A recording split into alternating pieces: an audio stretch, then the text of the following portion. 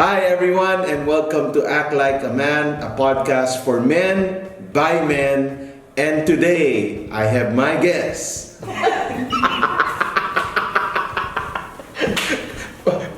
Payawal. Payawal. Chinese na Chinese yun. Robert Payawal. Hello everyone and welcome to our episode of Act Like a Man, and we are now here at Abu Dhabi. I've invited somebody to share to us his experience dito sa Abu Dhabi, ang buhay ng isang OFW. And so I'm here now with my very good friend from Abu Dhabi. His name is Robert P. Robert P. Yeah, Robert Payawal. P. Yeah, Payawal, who is a VP of a bank here in Abu Dhabi. In Abu Dhabi. So, sabi ko nga, bigatin to. Well, been here in Abu Dhabi for almost 14 years now. Grabe, 14 years. Yeah, I started here in 2006. And before that, I was in Manila working there in one of the banks there. Then I moved here. So, in Manila, nagwo-work ka as... I used to work in Central Bank as bank examiner, and then I started first with KPMG. Okay. And then in 2006, I received a call from KPMG in Abu Dhabi, and they asked me, "Would you like to explore opportunity here in Abu Dhabi?" I don't even have any idea where Abu Dhabi was. And then I said, yes, let's try it. Then I decided to jump onto the next flight. During that time, 2006. Meron ng trend about globalization, right? You know, trying to open up in terms of opportunities. Okay. And of course, yung merong greener pastures and stuff like that. So I tried, and then I said, let's move. Yeah. So punta ka dito sa Abu Dhabi 2006. Wow. Anong itsura ng Abu Dhabi noon? Totally different, you know. Yeah. Very quiet. Konti pa lang yung mga developments at that time. It was like a progressing city at that time. Okay. May asawa ka na noon, 2006? I was married already, but I left my family there. I have one son at that time. And they said, okay, let me try it first. Let me, scout the city, how it looks like, and then how to work there, how to live there. So yun yung nag-start kami. Okay. So pagdating mo ng Abu Dhabi, what happened? Well, it was not easy.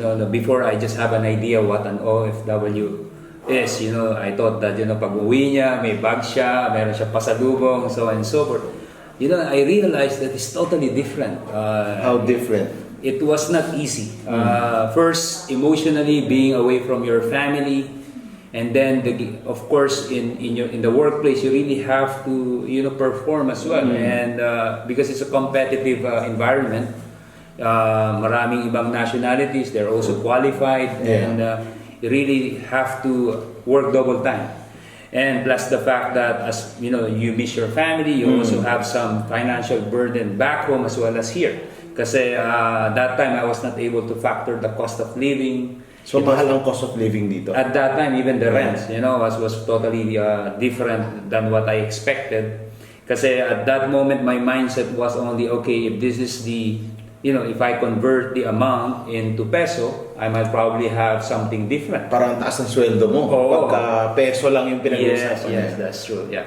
Yeah, so that's what, I realized that. Anong harsh reality mo as an OFW on the first year? Well, I think you really need patience. Patience is very important to strive here.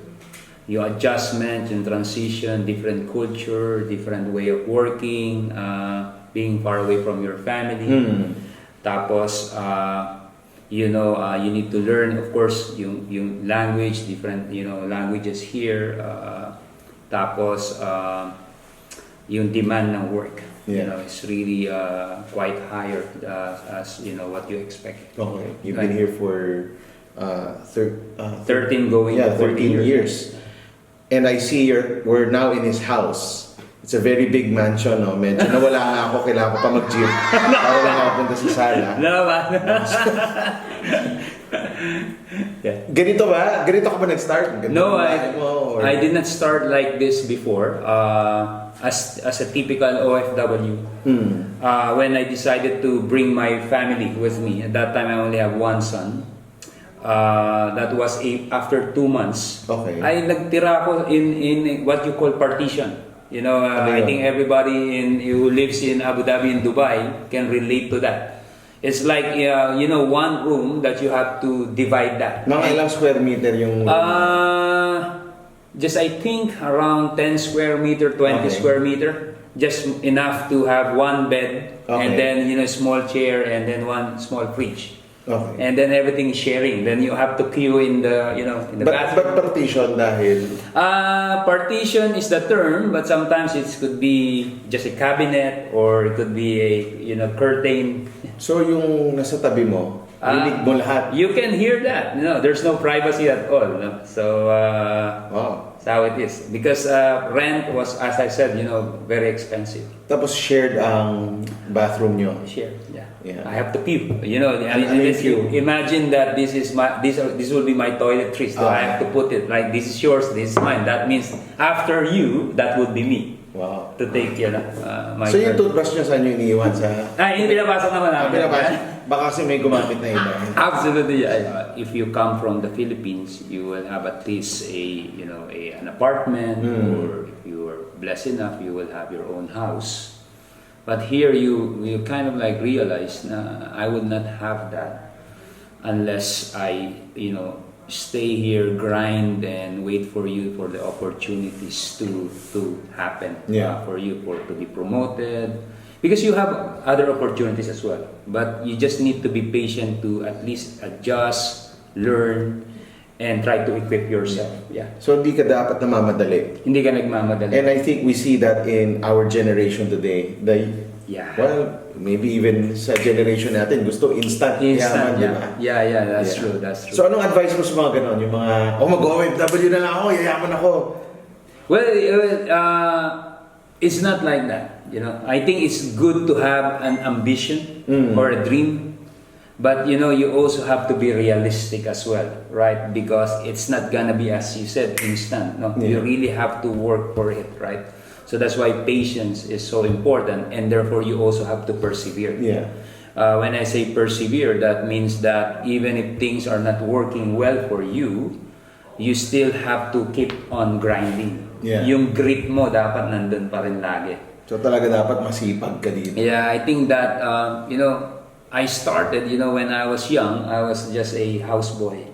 So when I was 9 years old, I was a houseboy. I think my past helped me to actually have that perseverance in my life, to be patient, to wait for that right opportunity to open up. It was really hard for me at that time. That's why when I faced this type of situation, it somehow helped me as well. So I think for my advice to the generation right now, wherever you are, I think that's part of what's gonna happen for you in the future. Because never take away the learnings from there. Even if it's so hard, sometimes it becomes pain for you. You just, you know, realize or try to absorb and learn what are the things that can build up your character. Naano ka ba? Tempted ka ba nun na, uwi na lang ako? Pastor Dennis, when I first came here, that time wala pang national airline, so there's only like a shared airline across GCC. That was a Gulf Air, I remember. In my first 2 to 3 weeks, I have my passport with me and my ticket because I wanted to rebook my flight. Hindi ko ina-unpack yung maleta ko because my mind is that I really wanted to go home. I want to quit. And then there's one turning point that happened in my life. He said, you know, my boss called my attention and said, you know what, we brought you here for a reason. I don't think it's working. You really have to pick it up.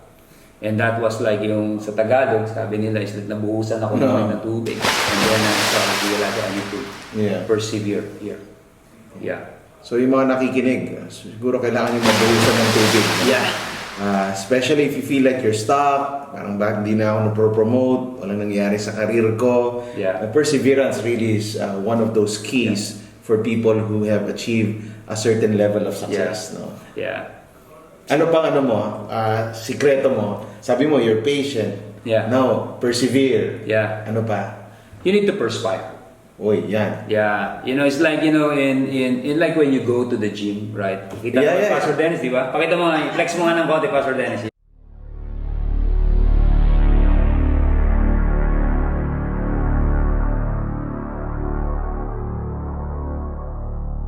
In legs natin, you really have to sweat it out. You need to perspire. The same thing, I think, in what God has called you to do, you really have to perspire for it. That means building up your muscle means like you need to continue studying, you need to, take some courses. Because when I say perspiring, that means that on top of what you're doing extra things to build up. Yeah, parang you go the extra mile. Extra mile. Because in a career, you really have to look at the next step. Yeah. And in order for you to go to that next step, don't wait for that time to happen. Rather, you have to prepare right now. Yeah. Because you're preparing myself when one day comes. As you said in your book, I like your book, by the way. Anong book yun? Giants for Breakfast. Yun, maganda yun. That one day, right? Yeah, that one day. God, yeah. Gusto ko sabihin sa'yo, Robert, na sobra akong amazed sa buhay mo. You telling me your story prior to this, how God has promoted you through the years. Ilang years na you're now leading a mega team with a big responsibility, no?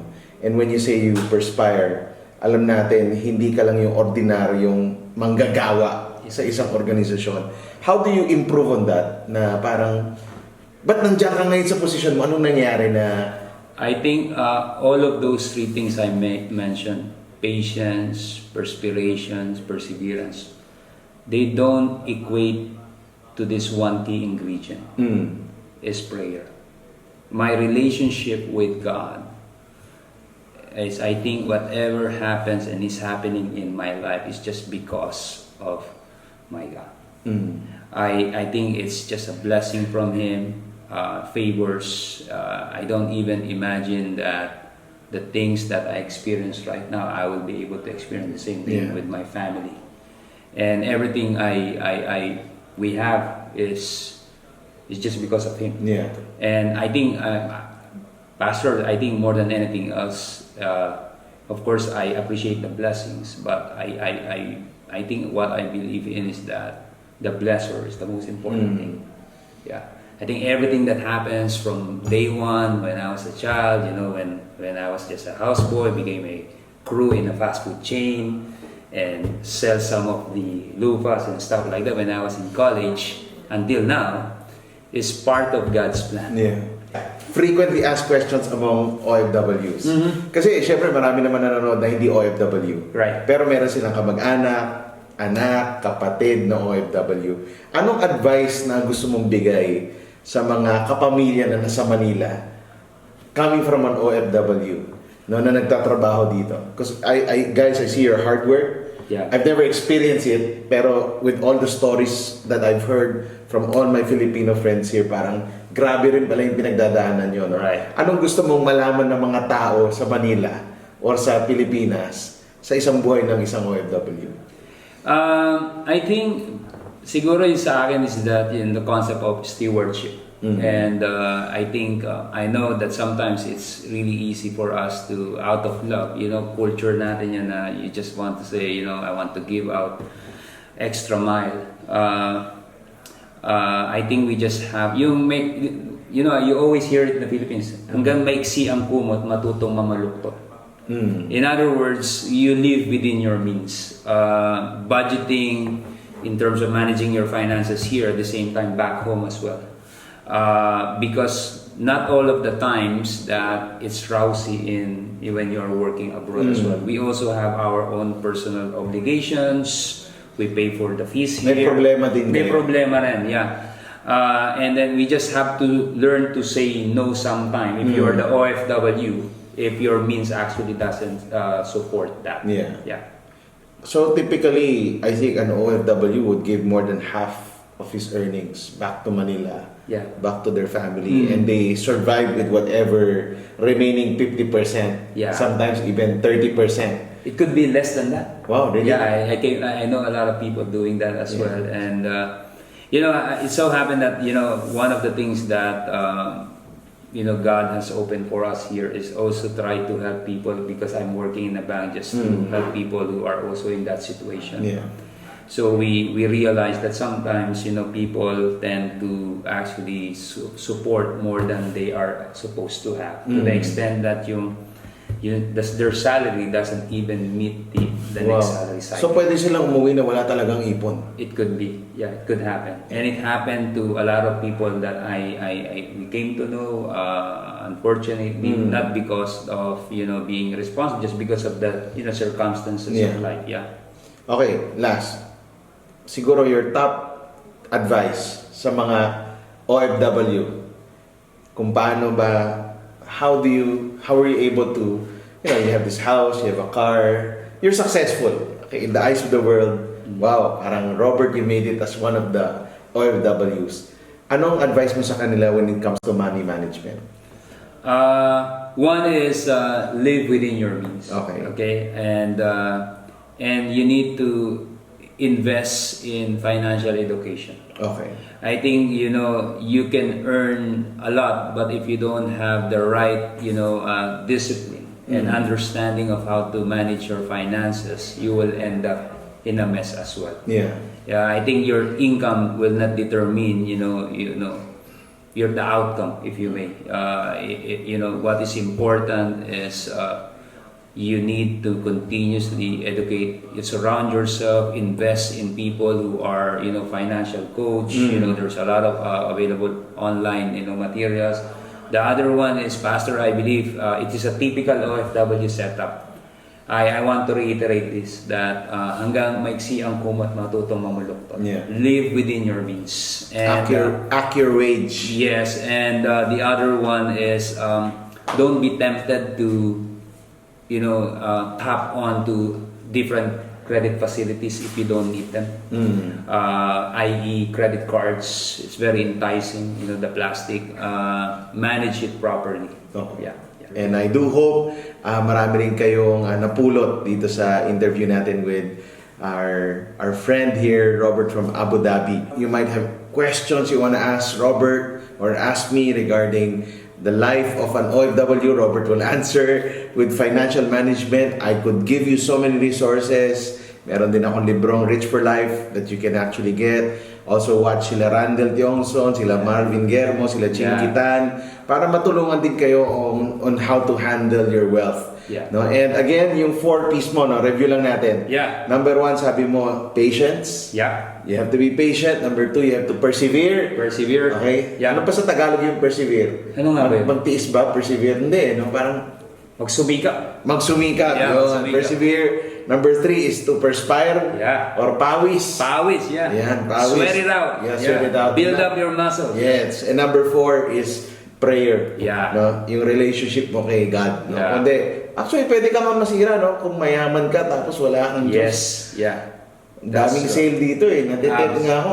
Mura na nga kasi dito. Blessed with this video. Pag nakatulong po tong video sa inyo, please subscribe to my channel by clicking the subscribe button. Right? Yan. Galing ah. YouTuber ang pega. Galing mo ah. Dapat may channel ka na.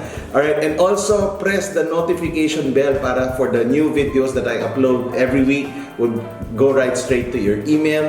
And also, if you have any comments, if you need, you have questions, please put it on the comment section below. So thank you very much for listening to our podcast. God bless you everyone, and please continue to act like a man.